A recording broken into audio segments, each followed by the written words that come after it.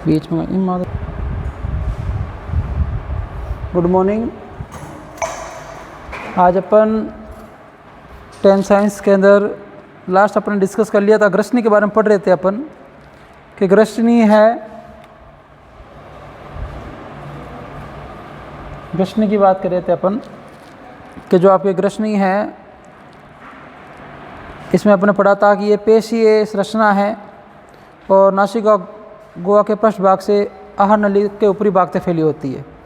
इसको 3 भागों में अपन पढ़ा था, नासाग्रसनी, मुखग्रसनी और अधोग्रसनी या कंठग्रसनी। यहाँ तक बात अपन ने लास्ट क्लास में कर ली थी। अब इसके आगे बात करते हैं नासाग्रसनी के बारे में, इनके बारे में, कंठग्रसनी के बारे में, ठीक है, आपके मुखग्रसनी के बारे में, इनके बारे में। तो नासाग्रसनी जो होती है नासिका गुहा के पृष्ठ भाग में पाई जाती है। फिर नासाग्रसनी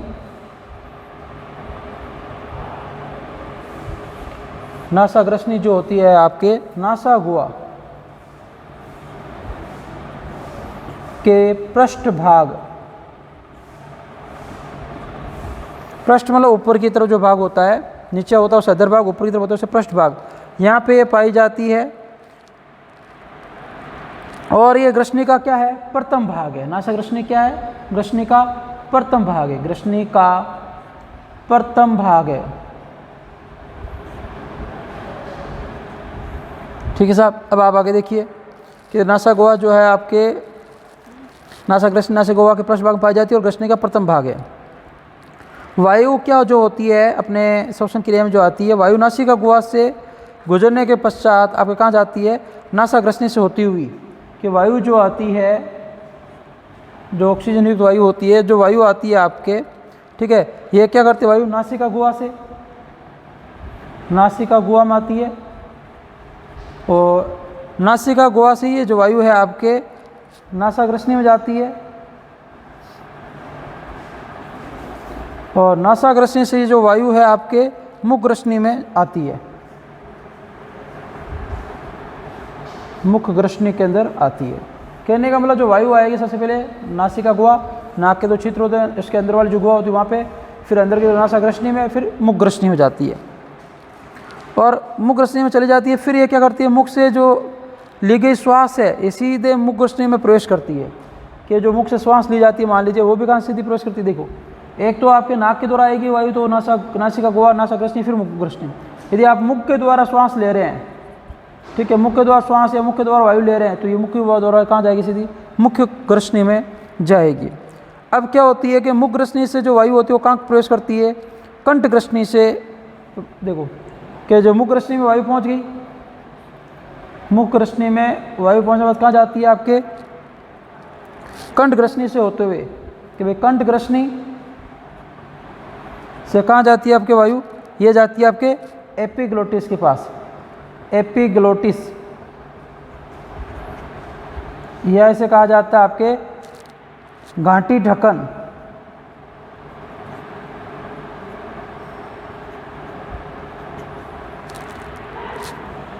मतलब क्या हुआ, अभी अपने क्या पढ़ा यहाँ तक वो एक बार सुन लीजिए आप, कि भाई सबसे पहले जो वायु आती है वो नासिका गुहा में जाती है, नासिका गुहा से नासाग्रसनी में जाती है, नासाग्रसनी से मुखग्रसनी तक पहुँचती है। यदि आप मुख के द्वारा सांस ले रहे तो सीधी मुखग्रसनी के पास पहुँचेगी। मुखग्रसनी से क्या होती है, वायु जो होती है कंठग्रसनी, कंठग्रसनी होते हुए एपिग्लोटिस, या जिसे क्या बोला जाता है, घाटी ढक्कन कहा जाता है। और ये घाटी ढक्कन जो होता है ये क्या है, पल्लेनुमा आपके ऐसी संरचना होती है, पल्लेनुमा ऐसी प्रकार की ये संरचना होती है। और ये क्या होती है, आपके लोचदार उपास्थि की बनी होती है, लोचदार उपास्थि। देखो एक होती है अस्थि, एक होती है उपास्थि। अस्थि का मतलब जो कठोर होती है, मजबूत होती है थोड़ी सी, उपास्थि मुलायम होती है। जैसे आपके कान का जो बाह्य दिखता कर्ण पल्लव, ये उपास्थि का बना हुआ है, आप किधर भी इसको बेंड कर सकते हैं, तो ये इस प्रकार से लचकदार होता है, उपास्थि का बना होता है। और ये जो आपके एपिग्लोटिस से घाटी ढक्कन, इसका कार्य क्या है, देखिए महत्वपूर्ण। तो इसका कार्य क्या है, एक बहुत महत्वपूर्ण कार्य करता है। ये आपके क्या होता है, श्वास नली, जिसे बोलते हैं श्वसन नली, श्वास नली और आहार नली। श्वास नली और आहार नली जो होती है, कि श्वास नली और आहार नली जो पाई जाती है आपके के मध्य क्या कार्य करता है, स्विच का कार्य करता है। देखो कैसे, स्विच का मतलब क्या हुआ, कि मध्य स्विच का कार्य करता है। अब स्विच कैसे कार्य करता है, स्विच का कार्य देखिए, मतलब क्या है इसका, कि जैसे ग्रसनी भोजन निकलने में, देखो ये क्या करता है कि ग्रसनी जो होती है उसके भोजन निकलने में सही करता है, तो विग्रसनी जो भोजन निकलती है उस भोजन निकलने में सहायक होता है, भोजन निगलने में सहायक। ठीक है, देखो क्या होता है कि भोजन निगलने सहायक कैसे होता है, एपिग्लोटिस एक ढक्कन के तौर पर कार्य करता है। ये क्या कार्य करता है कि भाई वायु श्वास नली है और जो भोजन नली है, इनमें क्या हो कि भाई आपके कि भाई वायु जो नली श्वसन नली है उसमें वायु जाए। देखिए क्या होता है प्रोसेस, ये श्वसन नली और ये आपके जो आहार नली होते हैं पास में होते हैं। इस घाटी ढक्कन का कार्य क्या है कि भाई जो वायु आई है वो श्वसन नली में जाए और जो भोजन आया वो आहार नली में जाए। तो ये क्या करती है, जैसे आपके भोजन लेते हैं तो ये श्वसन नली पे क्या कर देती है, इस श्वसन नली को बंद कर देती है, जिससे भोजन किसमें चला जाता है, आपके आहार नली से आपके अमाशय तक पहुंच जाता है। तो इसका मुख्य कार्य क्या है एपिग्लोटिस से घाटी ढक्कन का, कि ये सुनिश्चित करती है कि भाई ये श्वास नली और आहार नली में स्विच का कार्य करती है कि जैसे ही भोजन आएगा आहार आपके श्वास नली पे ये इसको बंद कर देगी, इसको स्विच ऑफ कर देगी इसका, और भोजन आहार नली में जाए, क्योंकि ये दोनों पास में पाई जाती है। आगे क्या होती है, श्वास नली होती है, पीछे आहार नली होती है। तो सबसे बड़ा कन्फ्यूजन यही प्रॉब्लम होती है कि श्वास नली भोजन कहाँ जाना चाहिए, आहार नली में, लेकिन आगे होने की वजह से भोजन इसमें जाने के चांसेस रहते हैं। तो ये घाटी ढक्कन जो होता है एपिग्लोटिस, जो आपके लोचदार लचकदार मुलायम उपास्थियों का बना होता है, तो ये ढक्कन इस पर लग जाता है सही, तो ये पैक हो जाता है, तो भोजन आहार नली में चला जाता है। तो कहने का मतलब ये इसका ये कार्य है एपिग्लोटिस या घाटी ढक्कन का कि ये सुनिश्चित करती है कि श्वसन नली में तो वायु जाए और आहार नली में क्या जाए, भोजन जाए। यहाँ तक देखिए, वापस सुन लीजिए एक बार क्या प्रोसेस पड़ा नासाग्रसनी के अंदर कि भाई नासाग्रसनी इसको 3 भागों में बांटा, नासाग्रसनी में बांट दिया। ठीक है, आपके नासाग्रसनी के बाद मुखग्रसनी है, आपके नासाग्रसनी और आपके कंठग्रसनी, या जैसा 2 ग्रसनी या मुखग्रसनी बोलते हैं। तो नासाग्रसनी में जो भोजन आता है आपके, ये नासाग्रसनी कहाँ पाई जाती है, तो नासा गुहा के पृष्ठ भाग, नासा गुहा मतलब 2 नाक के छिद्र होते हैं उसके पीछे वाले भाग पर पाई जाती है, और ये ग्रसनी का प्रथम भाग है। तो जो वायु आती है वो नासिका गुहा में जाएगी, नाक के 2 खड्डे उसमें जाएगी, फिर नासाग्रसनी में जाएगी, फिर मुखग्रसनी में जाएगी। ये तो जब आप वायु नाक के द्वारा अपने शरीर में प्रवेश होती है। मान लीजिए आप वायु जो श्वसन क्रिया है, श्वास जो ले रहे हैं आप मुख्य द्वारा ले रहे हैं, तो सीधी कहाँ पहुँचेगी, मुखग्रसनी पहुँचेगी। अब मुखग्रसनी से जो वायु होती है वो कंठग्रसनी से होती है एपिग्लोटिस तक पहुँची है, जिसे घाटी ढक्कन भी कहा जाता है। और ये एपिग्लोटिस जो होता है ये आपके श्वास नली और आहार नली में एक मध्य एक स्विच का कार्य करता है। स्विच का मतलब कैसे, अभी मैंने आपको समझाया कि श्वास नली आगे होती है, आहार नली इसके पीछे पाई जाती है। जैसे भोजन आपका आता है तो ये जो आपकी घाटी ढक्कन या एपिग्लोटिस होता है इस पर बंद कर देता है इसको, जिसकी वजह से भोजन किस में चला जाता है, आहार नली में चला जाता है। ये डिसाइड करता है कि भाई भोजन है वो आहार नली में जाए और वायु है वो श्वास नली में जाए। ये कार्य किसका है, आपके एपिग्लोटिस या घाटी ढक्कन का है। इस चीज़ का ध्यान रखेंगे, 1 नंबर का क्वेश्चन बन सकता है, एपिग्लोटिस या घाटी ढक्कन का कार्य क्या है। अब अपन पढ़ रहे थे ऊपरी श्वसन पढ़ रहे थे कि ऊपरी श्वसन तंत्र पढ़ रहे थे, उसमें अपन 3 भाग पढ़ चुके थे। एक तो नासिका पढ़ लिया था अपन ने, दूसरा अपन ने मुख पढ़ लिया था, तीसरा ग्रसनी हो गया, और चौथा पढ़ेंगे स्वर यंत्र या आपके लेरिंग्स, इसकी बात करेंगे। नेक्स्ट अपने ऊपरी श्वसन तंत्र के अंदर चौथा जो पोर्शन आता है वो आपके क्या है, स्वर यंत्र या आपके लेरिंग्स, इसकी बात करेंगे कि अपने स्वर यंत्र कैसे ध्वनि उत्पन्न होती है उसकी बात करेंगे। क्या इसमें क्वेश्चन होता है, तो इसका है स्वर यंत्र या ऐसे बोला जाता है लेरिंग्स। लेरिंग्स याद रखेंगे आप, एग्ज़ाम में लेरिंग्स ही आता है, पूछा जाता है ज़्यादातर। हिंदी वर्ड ऐसी जगह आपको बहुत ही कम देखने को मिलेंगे, इसे ध्यान रखेंगे। अब देखिए इसकी बात करते हैं क्या है कि ये कहाँ पाया जाता है, तो ये कंठग्रसनी व श्वास नली को जोड़ने वाली, कि जो जहाँ पे कंठग्रसनी होती है, अब डायग्राम के द्वारा समझेंगे, श्वास नली का डायग्राम पढ़ेंगे तो उसमें श्वसन की क्रिया पढ़ेंगे तब पढ़ेंगे उसके बारे में डिटेल में, कि कंठग्रसनी और जो आपकी श्वास नली को जोड़ने वाली एक छोटी संरचना होती है। ठीक है, कि श्वास नली, कंठग्रसनी व श्वास नली, श्वास नली श्वसन नली है ना, एक ही बात है। तो ये इन दोनों को जोड़ने वाली एक छोटी संरचना होती है, यह क्या, स्वर यंत्र या लेरिंग्स। उसके बाद में क्या है, इसे लिख लीजिए, आप देख लीजिए कि कंठग्रसनी और श्वासग्रसनी को, श्वास नली को जोड़ने वाली छोटी संरचना, इसलिए जोड़ने वाली संरचना। ठीक है, जोड़ने वाली संरचना क्या कहलाती है, आपके स्वर यंत्र या लेरिंग्स कहलाती है। अब देखिए ये 9 प्रकार की उपास्थियों से मिलकर बनी होती है, कितनी छोटी मोटी को मिला के 9 उपास्थि। उपास्थि मैंने आपको बताया था कि उपास्थि जो होती है ये आपके थोड़ी मुलायम होती है, लचकदार होती है, आपके अस्थिक जैसे कठोर नहीं होती है। ठीक है, बाकी डिटेल में इसमें क्या पाए जाते हैं, संयोजक कितने पाए जाते हैं, कार्टिलेज क्या है, ठीक है, इंग्लिश में कार्टिलेज बोलते हैं। इसमें कौन सा आपके पदार्थों से मिलकर बनी होती है, आप बड़ी क्लासेज में पढ़ेंगे, आपके इतना डिटेल नहीं है। अब ये क्या करती है कि जब भोजन निकलने भोजन को निगलने के दौरान क्या होता है कि एपिग्लोटिस जो होता है आपके, ये स्वर यंत्र के आवरण के तौर पे कार्य करता है कि जब भोजन निगला जाता है, भोजन को निगलते हैं, भोजन को निगलने के दौरान क्या कार्य करती है, ये आपकी एपिग्लोटिस, ये क्या कार्य करती है कि भोजन निकलते समय जो एपिग्लोटिस होती है, ये स्वर यंत्र के क्या करती है, आवरण का कार्य करती है, स्वर यंत्र के आवरण का कार्य करती है, आवरण का कार्य कौन, भोजन निकलते समय एपिग्लोटिस कार्य करती है। उसके बाद क्या है कि भोजन को स्वर यंत्र में जाने से रोकती है। कार्य क्या है कि भाई एपिग्लोटिस जो है आपकी ये क्या करेगी, आवरण का कार्य करती है और भोजन का स्वर यंत्र में जाने से रोकती है, भोजन को स्वर यंत्र में जाने से रोकती, कौन, एपिग्लोटिस में जाने से रोकती है। ठीक है साहब। अब आप आगे देखिए, महत्वपूर्ण पॉइंट्स की बात करते हैं इसमें कि स्वर यंत्र में क्या पाए जाते हैं, स्वर रज्जु नाम की विशेष रचनाएं होती है। कि स्वर यंत्र में क्या पाई जाती है, स्वर यंत्र के अंदर आपके स्वर रज्जु क्या पाई जाती है, विशेष रचना पाई जाती है, इंग्लिश में से बोलते हैं वोकल कॉर्ड कहा जाता है, तो वोकल कॉर्ड पाई जाती है। और ये जो वोकल कॉर्ड या स्वर रज्जु होती है वो श्लेष्मा झिल्लियाँ होती है जो हवा के बहाव में कंपी पैदा करती है। कि स्वर रज्जु क्या है, तो स्वर रज्जु कोई विशेष रचना नहीं है, ठीक है। ये क्या है, श्लेष्मा म्यूकस की बनी झिल्लियाँ होती है, श्लेष्मा की बनी झिल्लियाँ होती है, ठीक है। ये बनी झिल्लियाँ होती है जो क्या करती है आपके, जो हवा के बहाव से कंपी पैदा करती है। जैसे हवा आएगी, हवा के कारण कंपी पैदा करती है, कंपी पैदा करती है, ठीक है। और ये कंपी पैदा होती है जैसे अलग अलग तरह की क्या होती है, ध्वनि उत्पन्न होती है। कंपी लगे क्या होती है, ध्वनियाँ उत्पन्न होती है।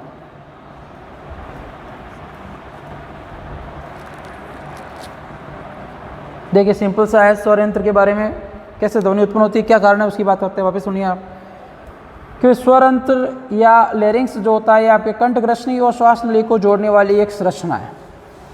कहाँ पाई जाती है, तो कंठग्रसनी और श्वास नली जहाँ जुड़ती है, भी डायग्राम के द्वारा बनाएंगे ऐसे कि वैसे इसको पढ़ेंगे कि कंठग्रसनी ऐसे होती है और यहाँ से नीचे से आपके इस प्रकार से श्वसन होती है, ये यहाँ पे पाई जाने वाली संरचना है, ठीक है, आपके स्वर यंत्र या लैरिंक्स। इसमें कुल मिला के 9 उपास्थियाँ पाई जाती है, छोटी बड़ी उपास्थि मैंने भी आपको बताया था, अस्थि से मुलायम होती है, लचकदार संरचना होती है, ठीक है। जैसे आप सिंपल सा उपास्थि देखना है तो आप अपने कान का बाह्य पल्लव, जिसमें आप कान के ऊपर जो से बाहर वाला दिखाई देने वाला भाग है ना, उसे बोलते हैं कर्ण पल्लव, इसमें उपास्थि होती है, इसके आप किसी भी तरह घुमा सकते हैं, तो ये इसमें उपास्थि पाई जाती है। तो जब भी भोजन को निगला जाता है तो उसमें एपिग्लोटिस क्या करती है, स्वर यंत्र के ऊपर आवरण का कार्य करती है, ताकि भोजन जो है स्वर यंत्र में जाने से रुक सके। भोजन आपके स्वर यंत्र में नहीं जाए, ये भी कौन डिसाइड करती है, एपिग्लोटिस या घाटी रकन डिसाइड करता है। उसके बाद में क्या है कि स्वर यंत्र में क्या पाए जाते हैं, स्वर रज्जु या वोकल कॉर्ड्स पाए जाते हैं। इसी की वजह से ध्वनि उत्पन्न होती है। ये वोकल कॉर्ड्स क्या है, ये श्लेष्मा की बनी झिल्लियाँ होती है। श्लेष्मा म्यूकस मैंने आपको बताया था, ठीक है, चिकना पदार्थ होता है, इसकी छोटी छोटी बनी हुई झिल्लियाँ होती है। जैसे ही झिल्लियों के पास क्या होती है, हवा से टकराती है तो इनमें कंपन भी उत्पन्न होती है, कंपन की वजह से ध्वनियाँ उत्पन्न होती है, ध्वनियाँ अलग अलग प्रकार की उत्पन्न होती है, जिसकी वजह से आवाज़ उत्पन्न होती है। तो कहने का मतलब अपने जो ध्वनि उत्पन्न होती है उसका कारण क्या है, स्वर यंत्र या लैरिंक्स। इसमें कौन है, वोकल कॉर्ड है, स्वर रज्जु है। इस चीज़ का आप ध्यान रखेंगे। तो ये आपका ऊपरी श्वसन तंत्र तो कंप्लीट हो गया, ठीक है। अब निचला श्वसन तंत्र स्टार्ट करते हैं। इसमें कौन कौन से भाग पाए जाते हैं, इसमें कौन कौन सी संरचनाएं पाई जाती है, इसकी बात करेंगे। ऊपरी श्वसन तंत्र का मतलब हो गया आपके, ये आपके गले तक की बात होगी, ठीक है। अब ये समझ लीजिए, और गले के बाद में नीचे वाला पोर्शन है श्वास नली, जिसे इंग्लिश में ट्रेकिया कहा जाता है, और फिर आपके श्वसनी है, श्वसनिकाएँ हैं, फेफड़े हैं, ठीक है। इनके बारे में अपन पढ़ने वाले हैं। अंदर क्या कुपिकाएँ हैं, क्या क्या चीज़ें पाई जाती है, उनकी बात करेंगे। ये जो पोर्शन पढ़ाता है ये नाक से शुरू होकर आपके अंदर, मुख के अंदर होता हुआ आपके गलत तक का है। अब गले से आगे का जो पोर्शन है उसकी बात करेंगे अपन, निचला श्वसन तंत्र बोला जाता है, उसकी बात करेंगे। ऊपरी श्वसन तंत्र अपने कंप्लीट हो गया है। अब निचला श्वसन तंत्र इससे स्टार्ट करेंगे, और कल आपके श्वसन तंत्र वाला ये पोर्शन है, चैप्टर, ये कंप्लीट हो जाएगा। उसके बाद इसी के अंदर देखो, इसमें बहुत सारे तंत्र है, श्वसन तंत्र भी आएगा, मस्तिष्क वाला भी आएगा, हार्मोनल भी आएगा, सबकी पढ़ेंगे। पाचन तंत्र हो गया, श्वसन तंत्र कल हो जाएगा। उसके बाद जैसे जैसे समय व्यतीत होता जाएगा ये चैप्टर धीरे धीरे अपन बढ़ते जाएंगे। तो अपनी नेक्स्ट हेडिंग है निचला श्वसन तंत्र।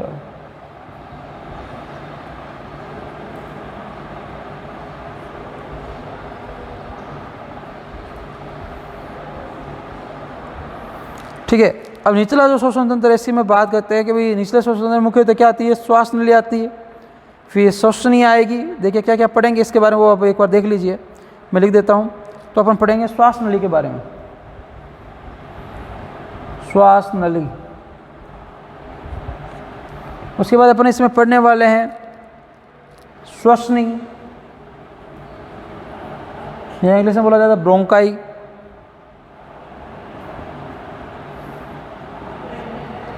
उसके बाद अपन पढ़ेंगे पहले पढ़ लेंगे श्वास नली, फिर श्वसनी, ब्रोंकाई, फिर पढ़ेंगे श्वसनिका,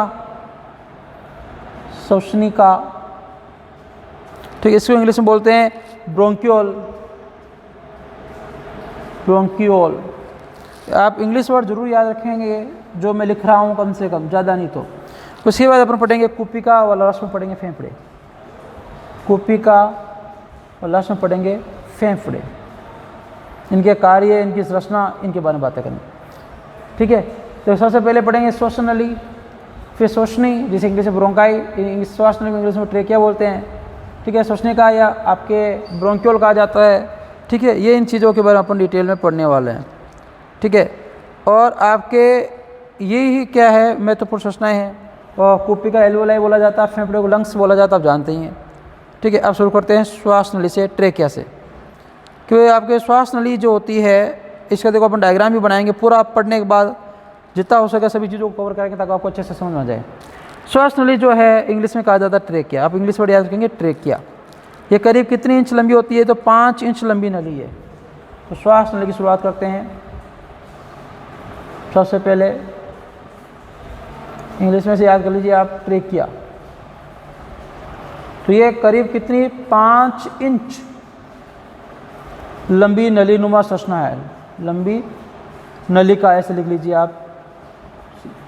5 इंच लंबी नलिका नुमा संरचना होती है और इसमें कूट स्तरीय पक्षमापी स्तंभाकार उपकला। अब देखो ये उत्तकों के प्रकार है, पक्षमापी, उपकला, उत्तक। ठीक है, तो ये आपकी तरह डिटेल में इतने ध्यान रख ली कि इसमें सीलिया पाई जाती है। 2 चीज़ होती है, एक होते हैं कसाब, एक होते हैं पक्षमाप।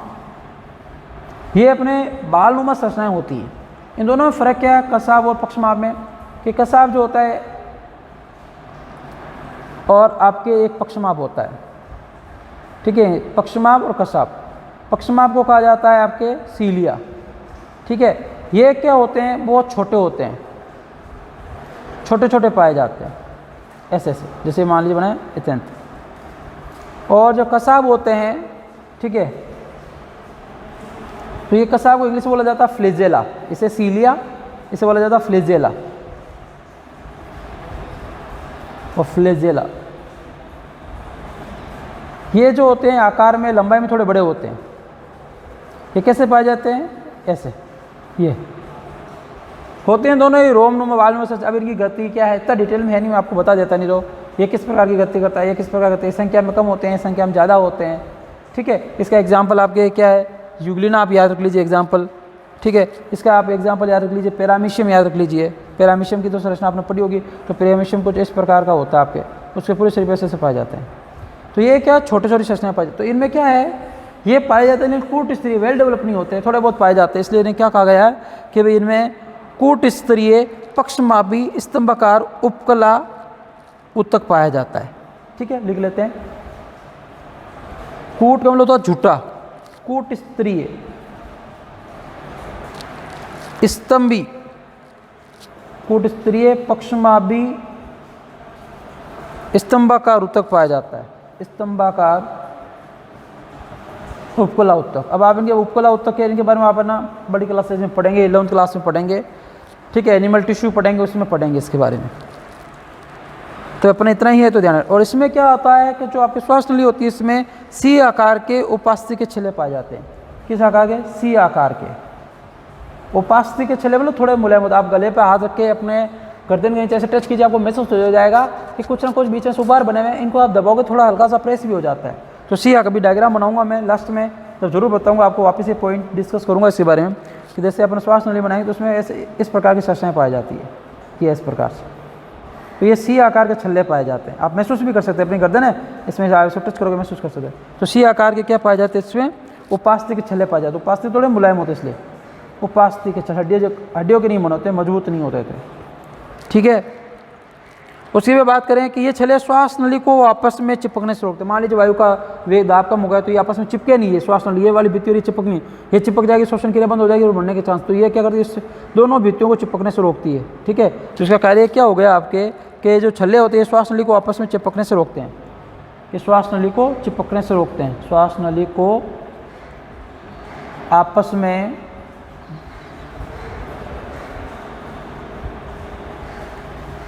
चिपकने से रोकते हैं।